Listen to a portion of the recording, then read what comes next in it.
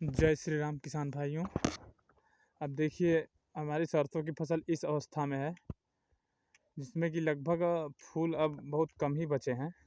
ना इसमें माहों का प्रकोप आया, ना कुछ भी, कोई समस्या नहीं आई। सरसों बिल्कुल अब फूल इसकी लास्ट अवस्था में है। अब ज़्यादा फलियां इसमें नहीं लगेंगी। लोग बोलते हैं कि फलियां जब बन जाएं पूरी तरीके से, जब फूल ख़त्म होने को आए तो उसमें कुछ खाद, कुछ ग्रोथ प्रमोटर या कुछ टॉनिक जो लोग आम भाषा में बोलते हैं, जैसे हो गया 05234 का या 0050 या कुछ भी, कि स्प्रे कर दे तो काफ़ी अच्छा हो जाता है। अब बताइए, ऐसी फसल में जिसमें कि सिंपली चलना बड़ा बहुत मुश्किल है, जो मेड़ है, हम यहाँ पे मेड़ पे खड़े हैं, ये मेड़ है, इस मेड़ पर से देखिए चलना मुश्किल है कि इस पार से उस पार हम कैसे निकल पाएंगे। बिल्कुल नहीं निकल पाएंगे। तो इतने बड़े खेत में, इतने बड़े सरसों में, जो 7-8 फीट की है सरसों, इसमें हम कैसे दवा का स्प्रे करेंगे। कोई भी ऐसा जुगाड़ या ऐसी व्यवस्था नहीं है जिसमें हम इसमें दवा का स्प्रे कर सकें। कि लोग बोलते हैं कि आप 05234 या 0050 का स्प्रे इस अवस्था में कर दीजिए, या इस टॉनिक का स्प्रे करिए, इस दवा का स्प्रे करिए तो आपकी पैदावार बहुत अच्छी होगी। लेकिन अब हम उन लोगों से पूछना चाहते हैं कि जो ये सरसों है, इस खेत में हम कौन सी स्प्रे की टंकी लेके अंदर जा पाएंगे, कि कौन सी स्प्रे लेके कौन सा चल पाएगा। ऐसा है कि इस खेत में चलना, हम मेड़ पे चल रहे हैं, मेड़ पे सारा सरसों आ गया है इधर झुक के, इसमें फलियां लगी हुई पड़ी हैं।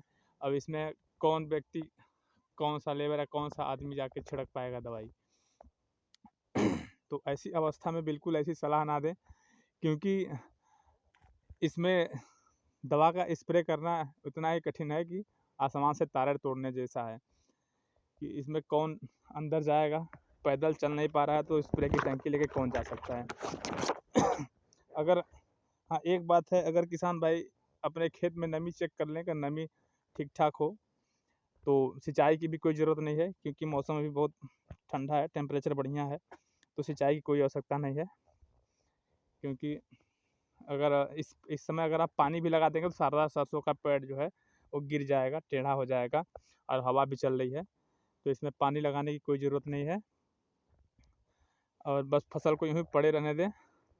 हाँ, कुछ कभी कोई समस्या, जैसे इसमें इसमें समस्या चल रही है नील गाय या रोज़, हम लोग इसे रोज़ बोलते हैं, नील गाय आके बीच बीच में घुस जाती हैं सब, तो उनको भी भगाने का कोई ख़ास विकल्प नहीं है। सरसों में कुछ ख़ास नुकसान करती, खाती होती नहीं है, बस इसको तोड़ देती हैं कहीं कहीं से, जहाँ पे बैठती हैं यही बस नुकसान ही है।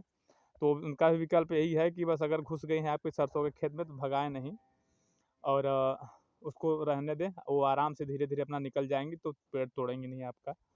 और रह गई बात कि अगर उनको आने से रोके कैसे, लोग बोलते हैं रात में जाइए, घुस रही हैं तो उसमें पटाखा फोड़िए या हल्ला मचाइए तो निकल जाएंगे। तो इतनी ज़बरदस्त ठंडी पड़ रही है, रात में कौन घर से बाहर निकल के आके भगा सकता है उन लोगों को। और इतने खेत में कहाँ घुस के बैठी हैं उसका कोई पता तो है नहीं। तो इसलिए बस यही मेरी एक सलाह है कि यथास्थिति रहने दें, फसल बिल्कुल अच्छी होगी, और ज़्यादा परेशान होने की ज़रूरत नहीं है, क्योंकि इसमें ना कोई दवा का स्प्रे आप कर सकते हैं, अंदर जाने की कोई जुगाड़ नहीं है, और ना किसी के पास अभी इतनी सामर्थ्यता आई है कि ड्रोन खरीद के अपना स्प्रे कर ले। तो इसलिए मेरी बस अपनी यही राय है कि फसल को ऐसे ही पड़े रहने दें, कोई ज़रूरत नहीं है। अगर आपने सल्फ़र और एक आध बार NPK 19-19-19 का स्प्रे किया हो, या कोई ग्रोथ प्रमोटर का स्प्रे बीच में कर दिया हो, और एक बार सिंचाई भी हुई है, तो उसके बाद अब कुछ करने की ज़रूरत नहीं है। बीच में बारिश भी हो गई है, तो ऐसे में कोई ज़्यादा सिंचाई की आवश्यकता नहीं है, फसल अपने आप अच्छी होगी। अब बस पकने का इंतज़ार करिए, अब फसल पके कटाई मढ़ाई करिए आराम से, कोई ज़्यादा परेशान होने की ज़रूरत नहीं है।